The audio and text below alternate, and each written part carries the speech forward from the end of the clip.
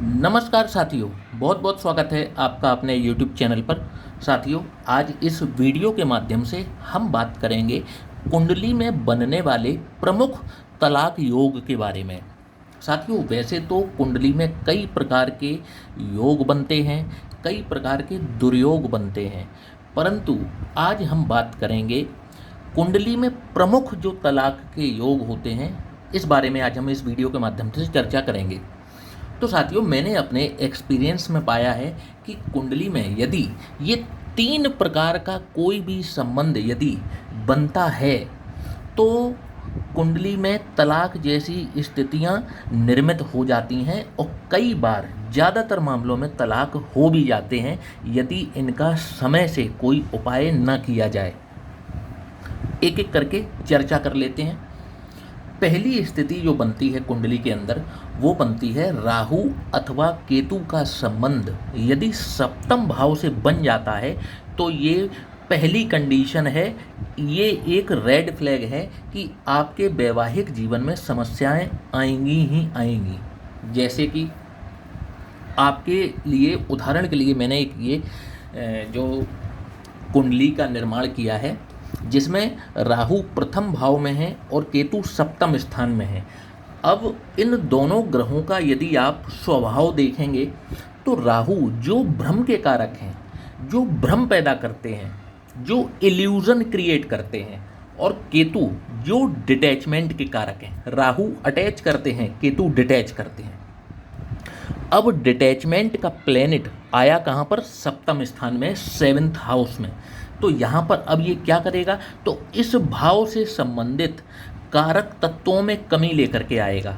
अब 7th house है किस चीज़ का? तो आपके विवाह का स्थान, जीवन साथी का स्थान, पार्टनरशिप का स्थान 7th हाउस ही है।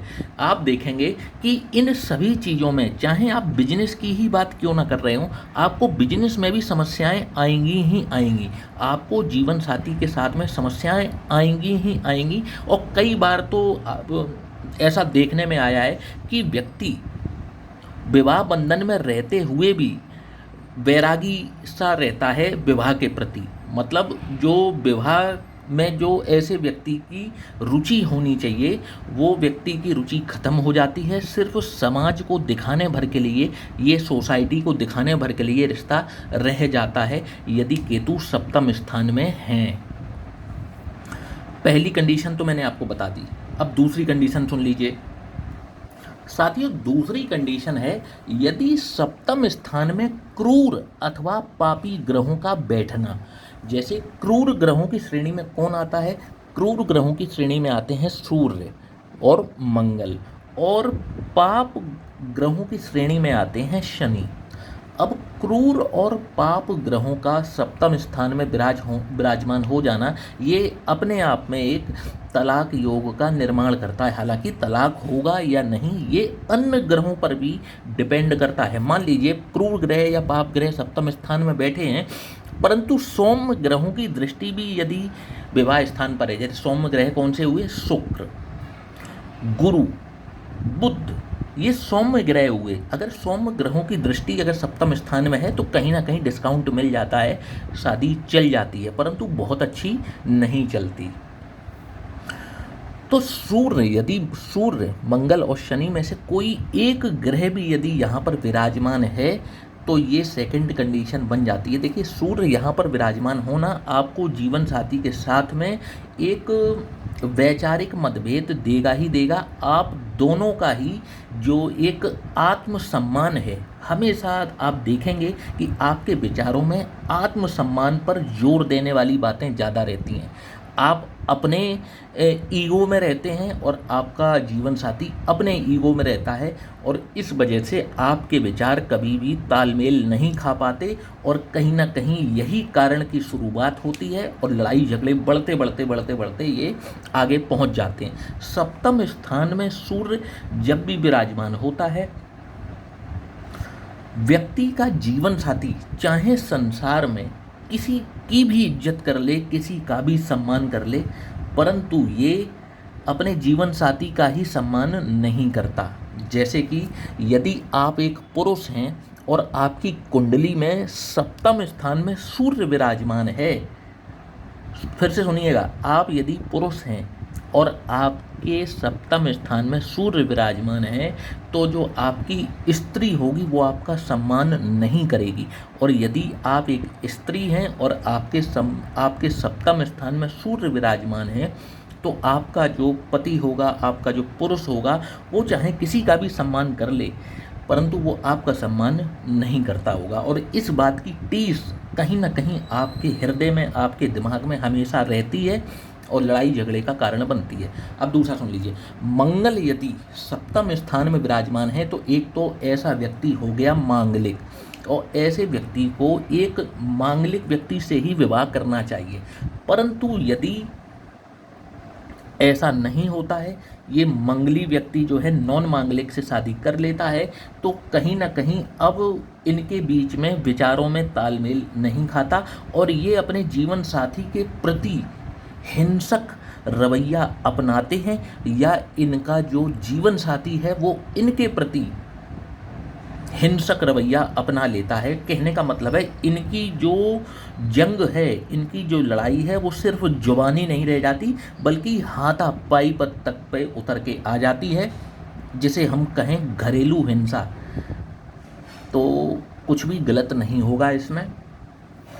तो यहाँ पर भी ये दिक्कत वाली स्थिति है यदि ये मांगलिक हो करके नॉन मांगलिक से विवाह करते हैं। और यदि इसी समय जब मंगल सप्तम स्थान में विराजमान हैं और सूर्य और शनि, इनमें से कोई एक ग्रह भी साथ में विराजमान हो जाए तो ये योग प्रबल योग बन जाएगा। फिर यहाँ पर वो चीज़ ना डेफिनेटली होगी ही होगी। यदि अकेले मंगल भी हैं, मंगल के साथ में केतु विराजमान हो जाए, राहु विराजमान हो जाए, तब भी बहुत खराब स्थितियाँ पैदा होती हैं। वो विवाह टिक नहीं पाता, और टिक भी गया तो उसमें इतनी हिंसा होती है, इतनी परेशानियां आती हैं कि व्यक्ति जो है ना वो फिर ये कहने पर मजबूर हो जाता कि इससे अच्छा तो मैं विवाह करता ही नहीं। तीसरी स्थिति सुन लीजिए, यदि शनि यहाँ पर विराजमान है तो शनि एक तो जल्दी शादी होने नहीं देते। ऐसे व्यक्तियों की जब भी सप्तम स्थान में शनि विराजमान हो, ऐसे व्यक्ति की विवाह जल्दी नहीं होता। लगभग मान के चलिए कि ये 30 से 35 की आयु, और कई बार अगर शनि वक्री होकर के बैठे हैं तो 40 वर्ष की आयु तक ये अविवाहित ही रहते हैं। और कई बार तो इतना डिले हो जाता है कि कंवारेपन का योग भी निर्मित हो जाता है। और यदि इनका विवाह होता है तो या तो इनका जीवन साथी इनसे उम्र में बहुत छोटा होगा या उम्र में बहुत बड़ा होगा। कई बार ये डिफरेंस 6 से लेकर के 15 साल तक का हो सकता है। मतलब इनका जीवन साथी या तो इनसे 6 वर्ष से लेकर के 15 वर्ष तक की आयु का बड़ा हो सकता है या छोटा हो सकता है, पहली चीज़। दूसरी चीज़, जब भी शनि यहाँ पर विराजमान होते हैं, ऐसा व्यक्ति शारीरिक बीमारियों व्याधियों से बहुत परेशान रहता है और किसी इस प्रकार का एक चिड़चिड़ापन का स्वभाव ऐसे व्यक्ति की रोज़मर्रा की ज़िंदगी में शामिल हो जाता है, जिसकी वजह से कहीं ना कहीं इनके विवाह में दिक्कतें आती हैं। शनि डिले के कारक हैं। ऐसे व्यक्ति का कैरियर भी बहुत लेट ही शुरू हो पाता है, बहुत डिले होता है। और इनका जीवन साथी के साथ में भी इनके विचार जो है ना तालमेल नहीं खा पाते, जिसके कारण से कई बार ये स्थितियां निर्मित हो जाती हैं। अकेले शनि की वजह से तलाक नहीं होता, और भी ग्रह जो हैं यदि इसको सपोर्ट कर दें तो ज़रूर हो जाता है। हालांकि एक बात मैं आपको बता दूं कि यहाँ पर क्रूर ग्रह भले ही बैठे हों, परंतु यदि पावरफुल गुरु की दृष्टि सप्तम स्थान पर है तो गुरु शादी को बचाने का भरसक प्रयास करते हैं और पूरी कोशिश रहती है कि तलाक ना हो। परंतु क्रूर ग्रहों का विराजमान होना अपने आप में लड़ाई झगड़े के संकेत दिखाता है, कोर्ट कचहरी के संकेत दिखाता है। आशा करता हूं कि आज का वीडियो आपको समझ में आया होगा।